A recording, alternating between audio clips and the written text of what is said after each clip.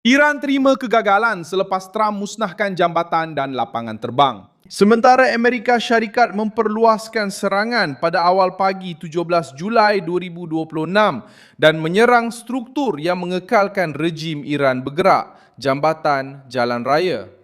Peluru berpandu itu mengenai bahagian tengah jambatan Guerive. Sebahagian daripada jambatan Guerive itu kini sudah tiada lagi. Aduh. Lori itu berada sedikit di tengah-tengah jambatan.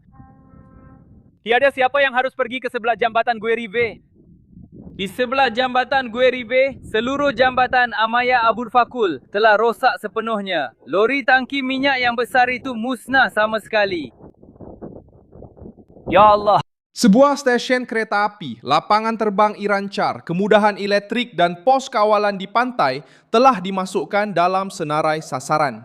Operasi itu telah memasuki malam ke-6 berturut-turut dan menumpukan kekuatan di Bandar Abbas, Bandar Kamir, Pulau Keceme dan Sabahar, kawasan yang berkaitan dengan Selat Hormuz. Kami kini berada di lokasi serangan oleh jet pejuang Amerika yang, menurut saksi, telah mengenai sebuah jambatan yang terletak 70 km dari Bandar Abbas. Jambatan ini menghubungkan laluan dari Bandar Abbas ke Bandar Kamir dan ke selatan wilayah Fars. Disebabkan impak serangan ini, sebuah lori telah rosak dan pemandunya telah terkorban sebagai syahid. Terima kasih.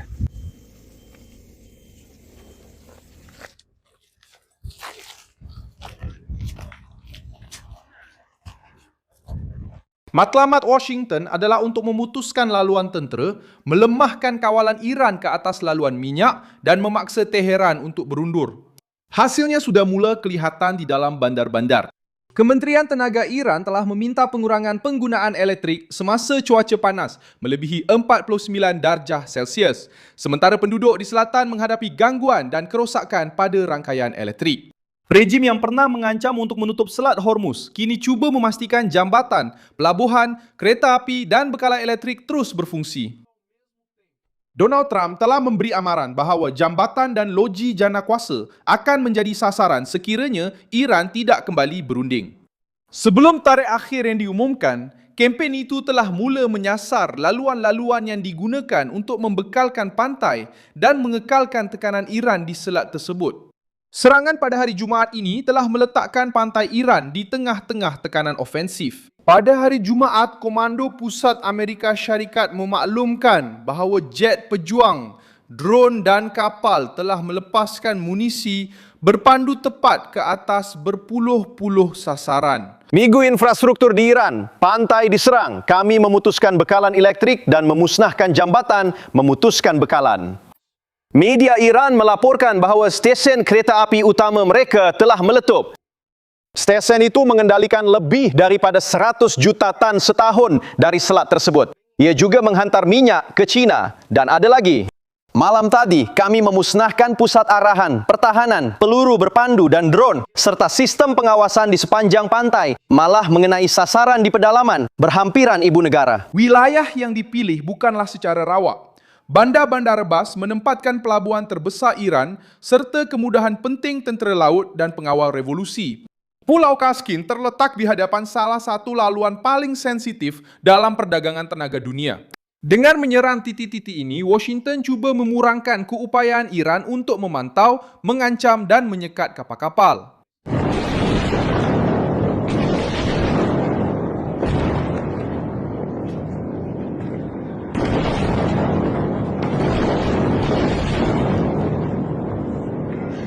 Tekanan itu sampai ke jalan-jalan yang menghubungkan Bandar-Bandar Abbas ke pedalaman. Media Iran melaporkan bahawa 5 jambatan telah diserang selain stesen kereta api Bandar Kamir. Sekurang-kurangnya 7 orang terbunuh dalam serangan ke atas jambatan-jambatan itu menurut agensi berita rasmi Iran IRNA. Associated Press menilai bahawa serangan itu nampaknya dirancang untuk menyukarkan hubungan antara pelabuhan utama Iran dan kawasan tengah negara itu, termasuk laluan menuju ke Tehran. Iran Shah juga turut menjadi sasaran. Televisi rasmi Iran melaporkan letupan berhampiran lapangan terbang dan mengesahkan bahawa sekurang-kurangnya 1 peluru berpandu Amerika telah mengenai kemudahan itu. Syah mengalami serangan baru dan sebuah menara yang digunakan untuk memantau pergerakan di pelabuhan telah runtuh, menurut media rasmi. Lokasi tersebut terletak di Teluk Oman dan turut menempatkan kehadiran pengawal revolusi. Rangkaian elektrik itu menunjukkan satu lagi kekalahan. Kementerian Tenaga Iran mengakui serangan terhadap infrastruktur tenaga dan meminta penduduk di wilayah selatan supaya mengurangkan penggunaan. Perayuan itu dibuat ketika cuaca panas melampau, meningkatkan permintaan dan Bandar Abbas mencatat gangguan selepas kerosakan pada talian dan peralatan. Arahan untuk mematikan alat penghawa dingin semasa waktu puncak menunjukkan perang telah memasuki rutin harian penduduk. Teheran, Kuba menggunakan penderitaan orang awam untuk menuduh Washington, tetapi gagal menyembunyikan bahwa strukturnya menjadi terdedah dan kerajaan kehilangan ruang untuk menampung penggunaan pertahanan dan logistik secara serentak. Iran kehilangan kebebasan di jalan raya dan juga menghadapi halangan untuk mengekspor minyak serta menerima kargo melalui pelabuhan. Kesan itu turut dirasai di Qatar. Siren dibunyikan di Doha semasa serangan Iran dan pertahanan udara memintas projektil tersebut. Kementerian Dalam Negeri Qatar memaklumkan bahawa seorang kanak-kanak cedera akibat serpihan. Insiden ini menjadi lebih serius kerana Qatar menempatkan pangkalan udara Al-Udeid, salah satu kemudahan Amerika yang paling penting di Timur Tengah dan turut serta dalam usaha-usaha pengantaraan. Iran telah menyerang sebuah negara yang sebenarnya sedang berusaha membuka ruang diplomatik. Tindakan balas Iran juga menyasarkan kemudahan yang berkaitan dengan Amerika Syarikat di Kuwait dan di Bahrain, meningkatkan risiko kepada orang awam dan perkhidmatan penting. Di Kuwait, serangan Iran telah merosakkan sebuah kemudahan tenaga dan penyahgaraman air. Kerajaan tempatan berjaya mengawal kebakaran itu dan mula menilai tahap kerosakan. Di kawasan padang pasir, menyerang stesen seperti ini membahayakan bekalan asas. Iran cuba membalas serangan Amerika dengan menekan sekutu Washington. Tetapi, setiap tindakan baharu terhadap negara jiran menguatkan hujah Trump bahawa Teheran mengancam keselamatan serantau dan pelayaran komersial.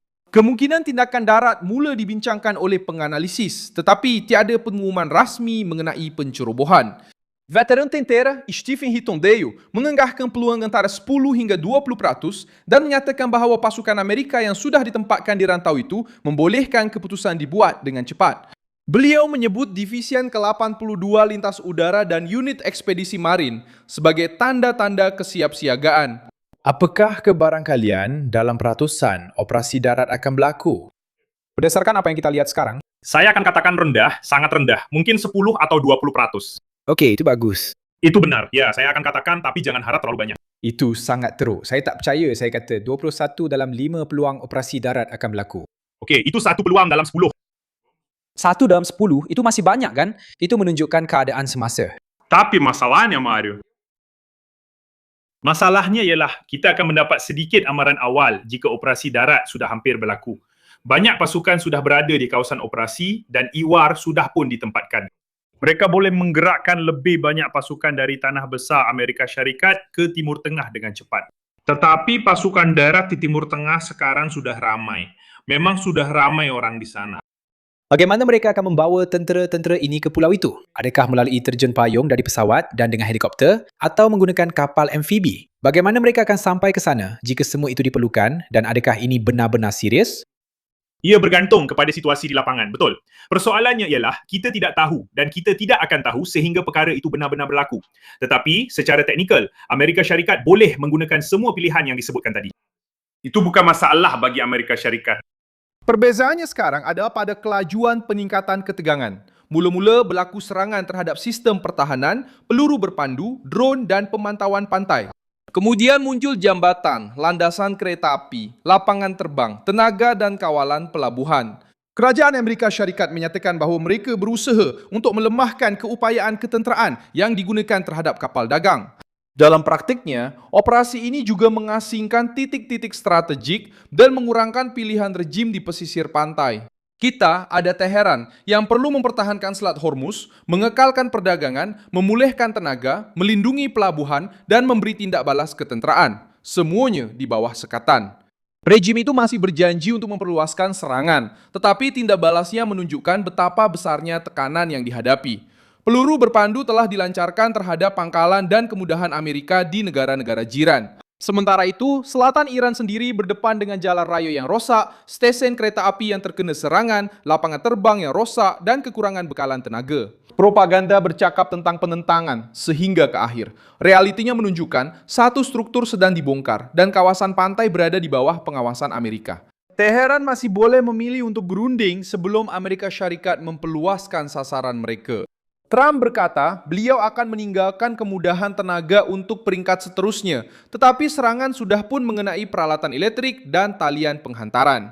Keputusan seterusnya oleh rejim itu akan dibuat dengan kurang laluan, kurang kebebasan maritim dan penduduk yang tertekan akibat panas serta gangguan bekalan elektrik.